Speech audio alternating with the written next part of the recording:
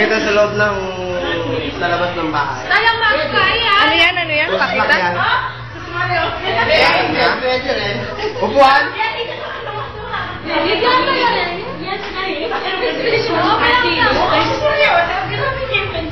Magsalita ka, ano ka ba? Makita sa loob ng bahay. Sa labas. Sa kanya. Ano yan? Ilaw? Ano yan? Basura? Kinakain? Bagay? Ginagamit sa panligo? Sa Panginoon? Ating yung video yan, Chef? Ginagamit saan?